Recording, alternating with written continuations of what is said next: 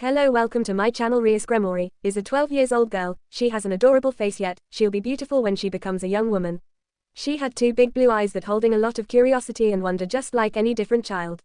She had long and beautiful red crimson hair that went to her back. It was the same color of her two san and Onitama. She was a soft, caring and kind girl, and this adorable child was a princess. Had I told you that she was a devil? Well, a young devil for exactly. She was the second child of the Gremory clan, one of the 72 pillars of the devil's world, the pure blood devil family. And she was also the little sister of the famous Crimson Satan, or the Lucifer. Today, Rias is very excited and happy. It is her 12th birthday, there is to be a very big party, and she got a lot of presents, and her father had promised that she would have her own evil pieces as a special birthday present. She didn't know what it was, but if it was her own, then she would like it very much.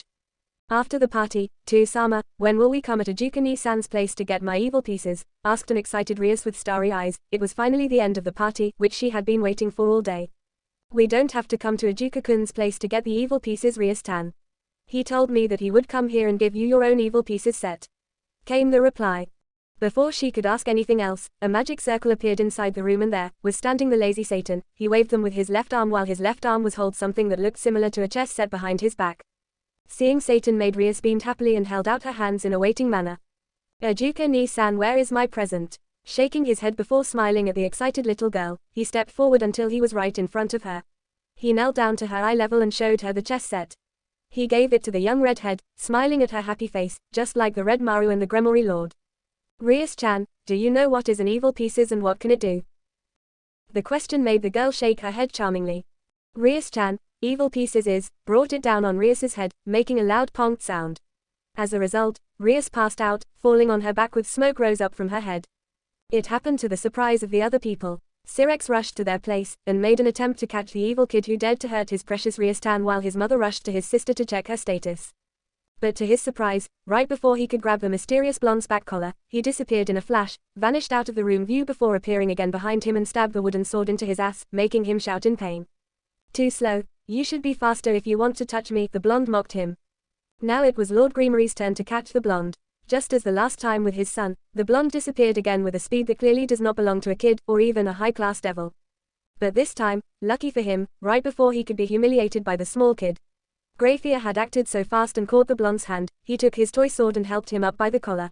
The blonde, who was caught by Grafia, started to swing his arms and legs, hoping that he could escape the iron grip of the woman.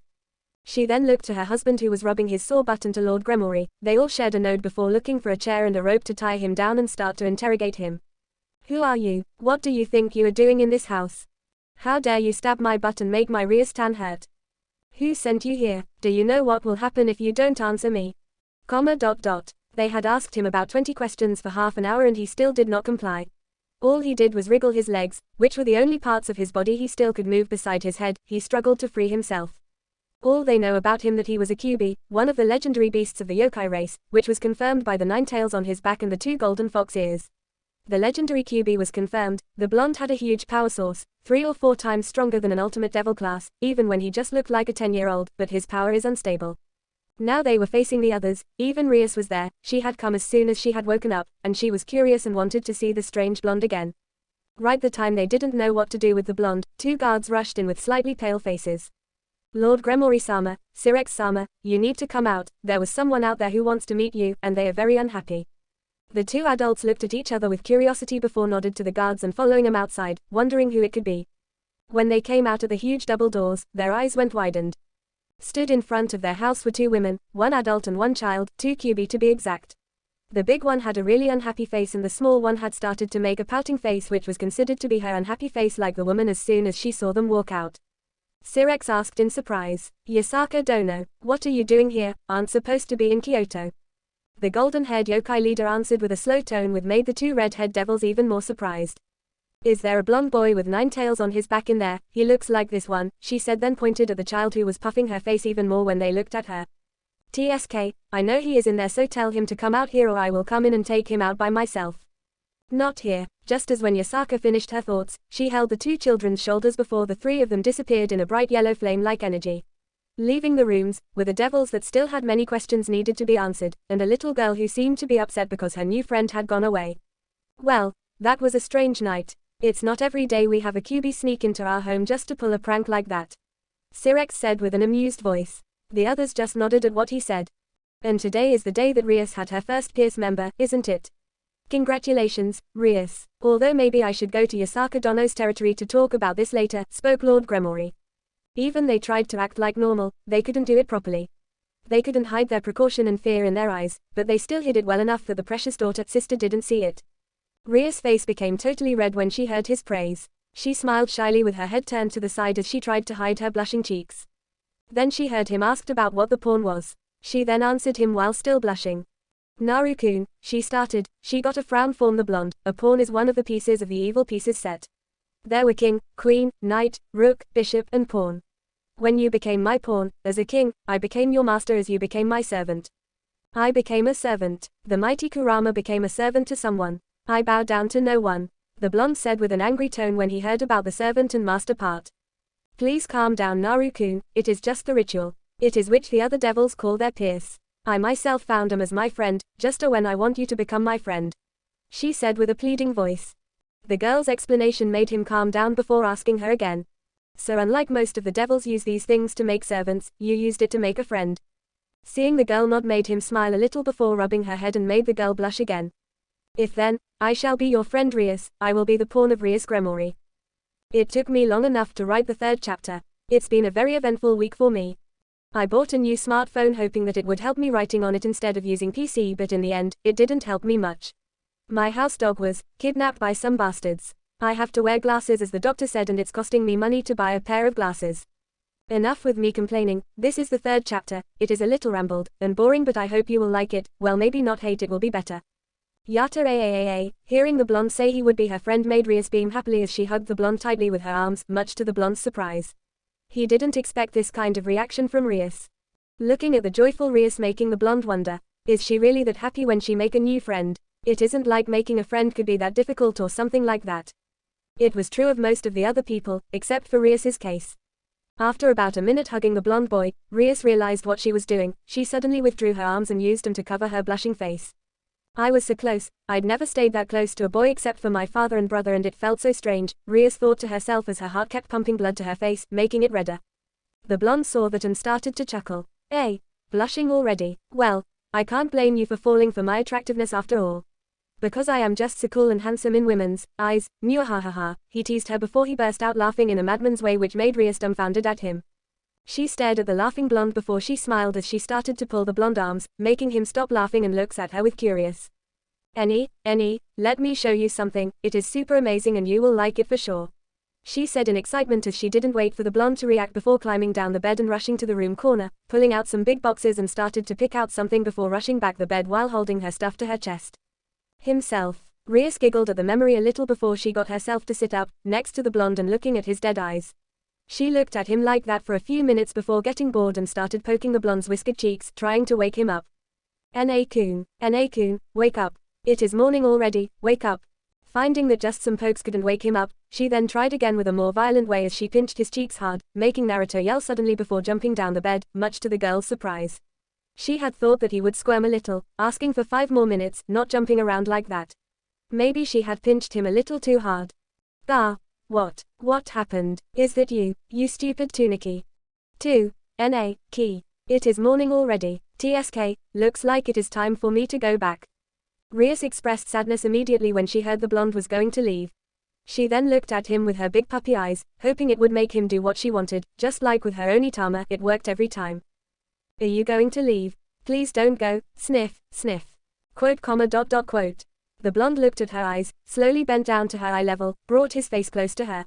Rias had expected that he would hug her tightly before yelling kawaii, but she got a pinch on each cheek.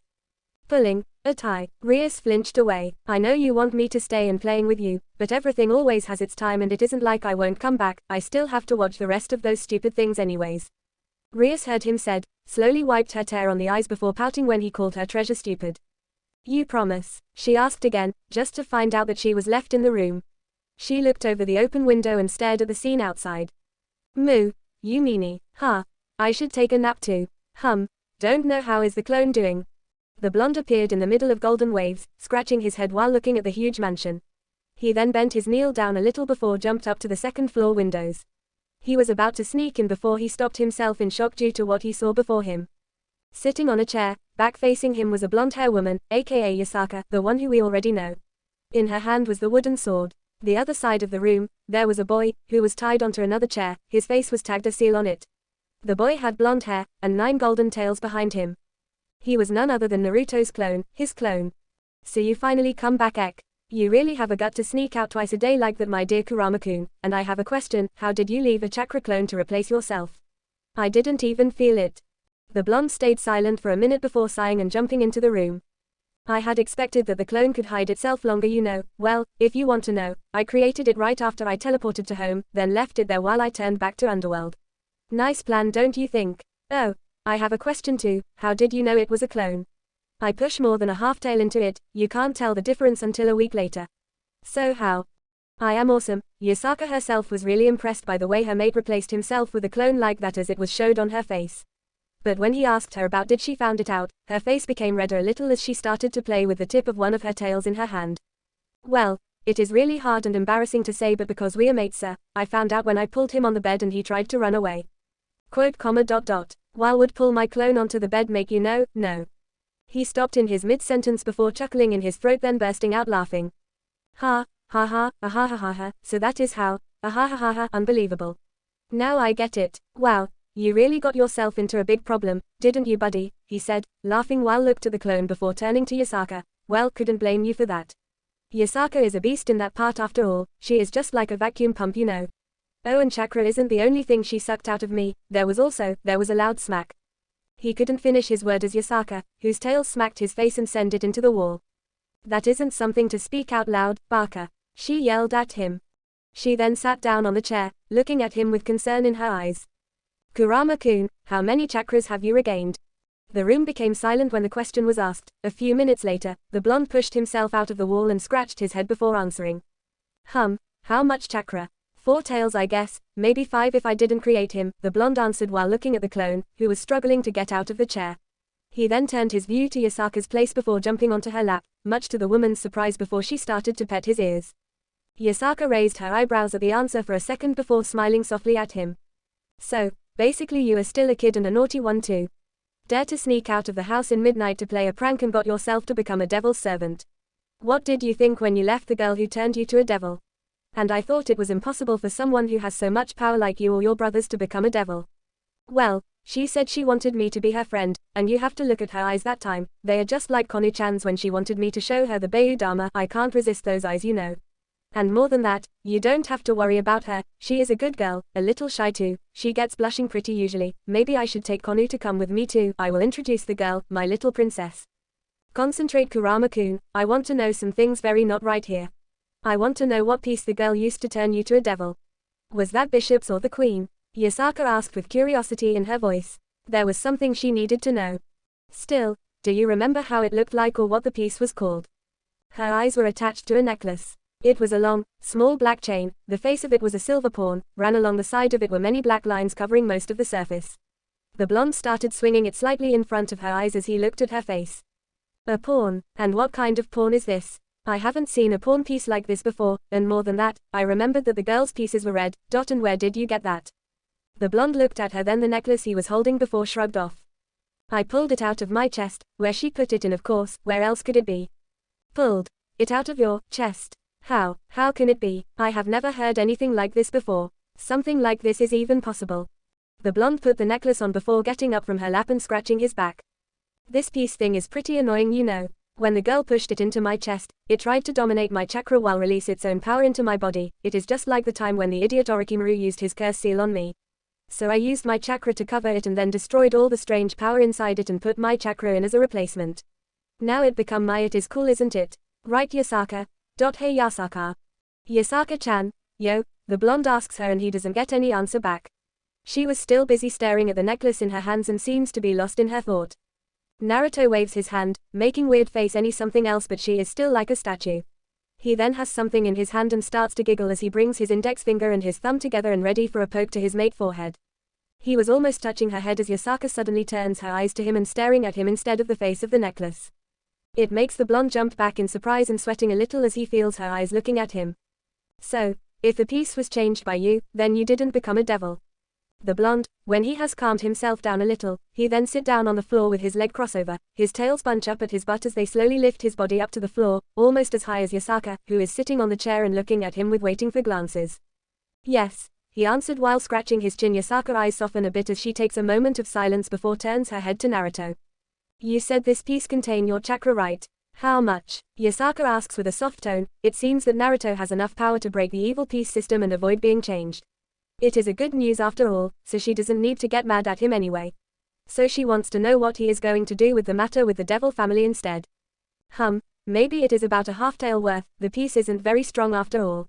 See these chains? I have to put them on so that it will be stronger too. He answered as he snatches the piece in her hand. Hey, it is morning already, let's have breakfast. Yasaka-chan, do you know what day is it today? It is ramen day, he said with a cheerful tone. About Yasaka's part, she just looks at him calmly and stands up before making the blonde dropped his jaw in shock. There won't be any ramen today for you, because you have caused so many troubles and bad behave, so no ramen for 1 month. No. 1 month? Have you lost your mind? How can I survive without ramen for 1 month?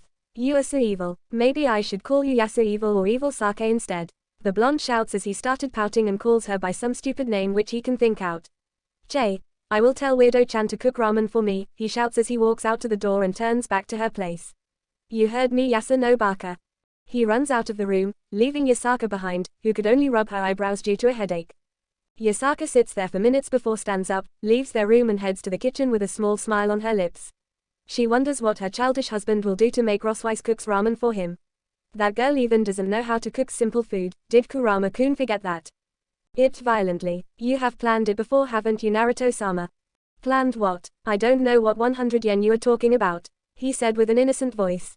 Liar, you know about that. There are only 100 yen left. You only give me enough money to buy the ramen and you put in 100 yen sent in there. Don't you?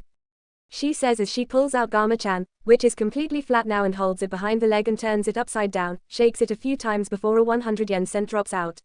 She looks at him with half-glaring eyes before she starts to sniff as she begins crying softly. You, sniff, are so mean, Naru, sniff, to Sama. I have to run, sniff, 0.20 kilometers to buy them for you and run back here, sniff, with that same distance. And you just prank me, sniff, with 100 yen cent. How can I have enough money to have a boyfriend if I only have 100 yen? Maybe I should tell Yasaka-sama about the thing on the roof. All the others people in the room's sweat drop at her. Now they know who teaches Konu that boyfriend stuff. Finally, the blonde decides to solve this mess. Gezi, stop crying, you moron. You are supposed to be my trusted bodyguard, not a spoiled, money-hungry kid. Sigh, maybe it is because I have spoiled you too much. He then put his right hand into the pant pocket and pull out an orange Gama-chan wallet. Here, use this as your payment for the hard work. Use it to buy some ice cream for Konu and yourself, and use the rest to build your boyfriend dream. The sniffing sound is no longer heard as it is replaced with the sound of giggles. Thanks, Naruto-sama, alright, that enough you two. Roswise, eat your food, you too Konu. And Kurama-kun, never mind, just eat your ramen. The voice of ramen, I mean Yasaka, makes all of them digs into their food and say nothing more. No Konu, didn't you say that you don't want to be a kid forever? Just eat your steaks. Time skips again. 2 hours later. Today is a beautiful day in Kyoto. The sky is high and clear. The wind flows slightly. Between the backyard of the Kyuubi family's mansion, there are 2 small kids sitting facing to the other. One with an exciting gesture as her 9 tails is swaying rapidly behind her. The other blonde, her father, still sit there and unmoved like a statue. He is busy watching a beetle walking slowly on the ground with interesting eyes. Konu sits on her legs, hand holding the end of her short Miko outfit dress. She looks at her father with waiting eyes, with her head tilts from the left side to the right side slowly. They just sit there and doing that for 1 minute. 2 minutes. 3 minutes. And that is the girl's limit, as she can't stand waiting anymore. It is too bored for such a hyperactive girl like her. She takes out a tree branch from somewhere and uses it to poke her father's side. She pokes 1 time. She pokes 2 times. She pokes 3 times. She pokes 4 times. She pokes him rapidly numerous times, but he still ignores her. Because of that, she changes her target. It is the bug this time. Just 1 hit, she smashes it into a mess with her tree branch. And her effort is paid as the blonde boy turns his eyes and looks at her with annoyed eyes. Hey, what was that for Konu-chan? Naruto asks his daughter, who is trying to hide the stick behind her back. Is there anything, Konu? The blonde asks again. The girl waits for a few seconds before she looks back to him with curious and excitement in her eyes. To-san, you said that you will teach me some cool stuff today. You promised yesterday, so what are you going to teach me? Will I learn how to change into my giant form? She asks as she leans over his place makes him falls on his back. The blonde then use his index finger touch her forehead and slowly push the girl off him. He stands up and scratching his chin, thinking about something. Konu, how good is your chakra control? Ka-san said I can control my chakra very good. She taught me it about 3 months already. I can even mold my chakra in my hand into a ball. She answers proudly. The blonde smirks after hearing that. That is just perfect hey. He stops for a second before continues. I was going to teach you the kitsune bai. It is a normal spell of the normal kitsune after all. But what to-san, why you don't just tell me what you will teach already, she complains. But, since you are my daughter, the great Kurama-sama, you aren't just any normal kitsune or even normal kyuubi, how can I teach you something normal? Because of that, I will teach you something much greater. The Bijuudama, he said as he shouts the last part loudly. The girl's eyes go wide like dinner dishes and her mouth drops on the ground. Yippee! Much to what Blonde expected, his daughter yells out and suddenly launches toward and hugs him tightly, makes him falls back again.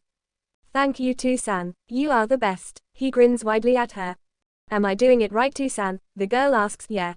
You are doing it right. Let me count again. 1 2, 1 2 3, 8, perfect, he responds. What am I going to do now? Swallow them into your stomach, he says calmly.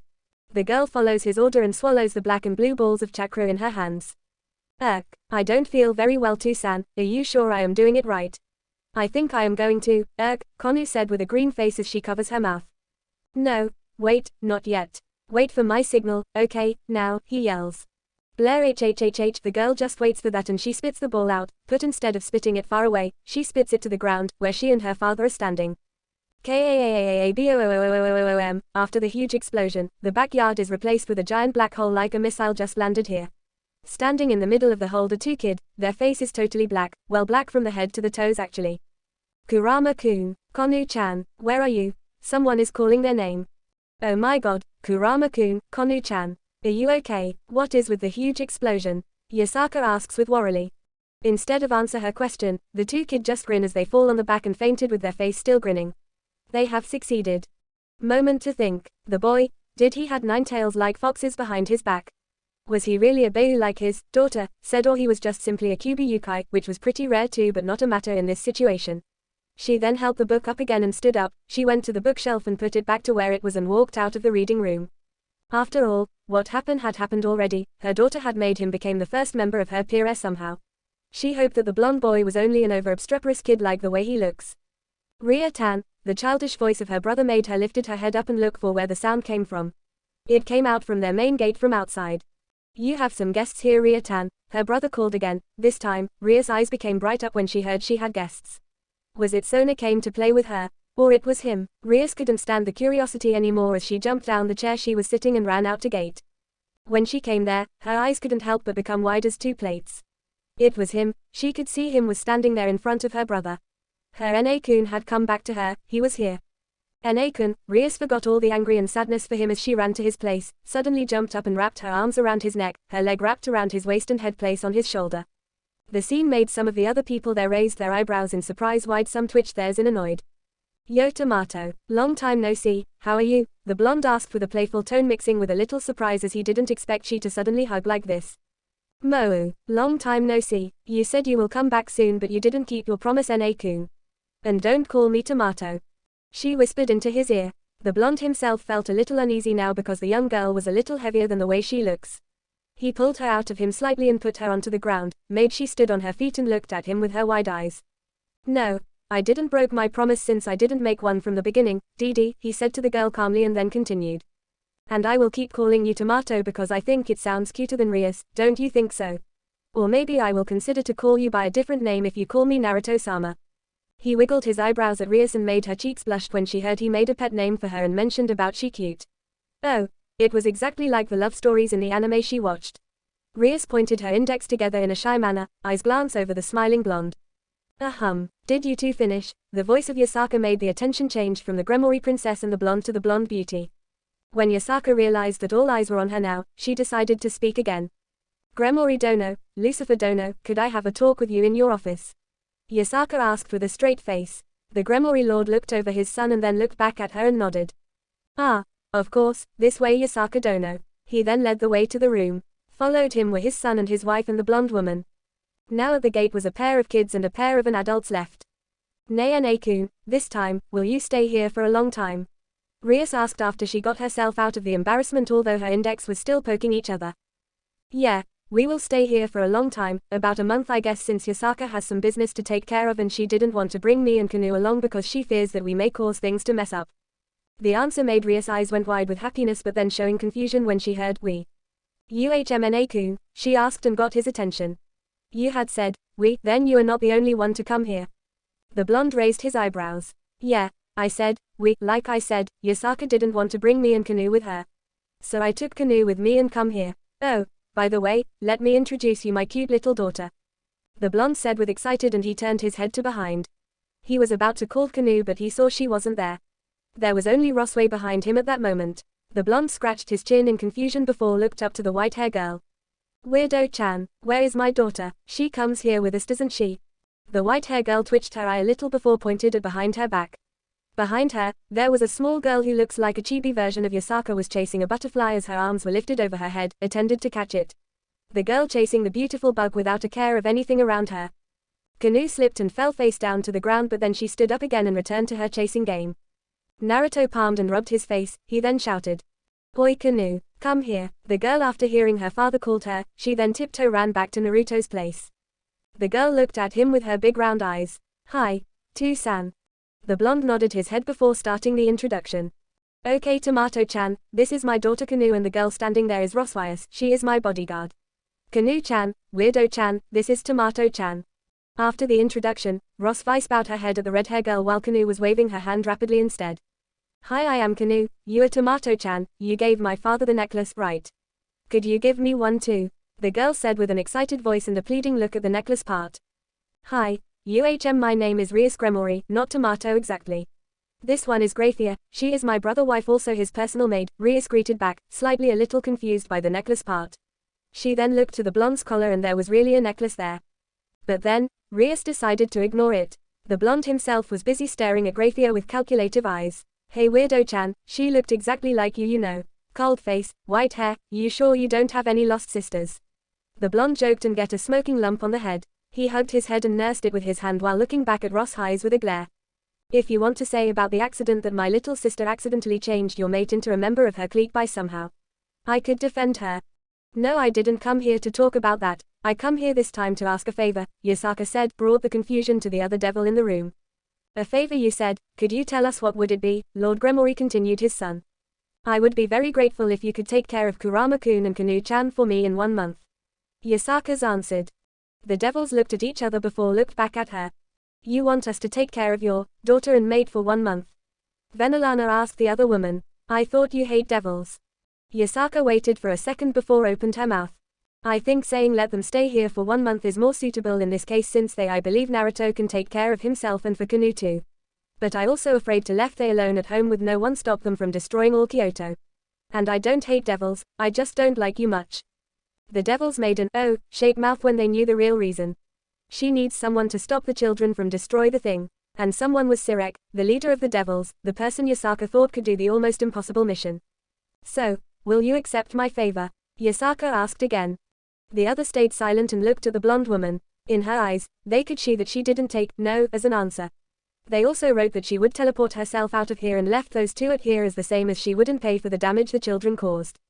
Lady Gremory decided to break the silence as she asked Yasaka. "Before we agree, can I ask you something Yasaka Dono?" she asked, waiting for the other woman rely on. Yasaka raised her eyebrows slightly but she then knew what was Venelana about to ask. "If you want to ask about Kurama-kun then yes. He is really a Bijuu. It is not a secret or something like that. I just don't want to get much attention to my family that all." The room then became silent again. Well, we will help you to take care of them Yasaka done," Venelana said, making Yasaka relieved. She then pulled out a watch and checked the time before looked back to them. "Ah, it is almost time for me to leave now, I will leave them for you, Yaeni." Yasaka then disappeared in a circle of yellow flame not before let them saw the playful smirk on her face. A burst of flames suddenly appeared next to the blonde kids, a second later, there was Yasaka. The woman kneed down a little to their height level and reached her arms out. The two slowly came closer until they was in her reach. Yasaka hugs them with her arms, Naruto in the left and Kanu in the right. She hugged their head to the side of her head, near the shoulder and kissed them on both cheeks, began with Naruto. But she hadn't finished yet as she then slowly brought her lips to Naruto before locked his with her. It was a deep kiss as it lasted about 3 minutes, enough time to make an embarrassed sense for the real kids. Rias herself had her face heated up at the kissing scene in front of her while Kanu had a frown face and a pouting face of disgusted when she saw her parents showing love in the public. After the long kiss, their lips separated again with only a trail of saliva connected them. Okay, I had to go now, stay here, don't destroy thing and be good skid okay? Yasaka said softly getting 2 nods. She then turned her head to Rossweiss. Ross-chan, you too, be a good girl okay? I believe in you to deal with the problems, she said and then laughed slightly when she saw the serious face of the girl was now a pouting one. Moo Yasaka-sama, I am not little anymore, and it isn't like I am going to destroy things like Kurama-sama and Kanu-chan. Yasaka stood up, looked at them the last time before disappeared like the way she appeared. Naruto then wiping his mouth as Yasaka just left and looked over the blushing Rias. See, I told you she was a pedophile, didn't I? He said then laughed out loud. Joining him was Kanu who just laughed because her father did that as she didn't know what was happening. The scene made Rias couldn't help but sweat dropped.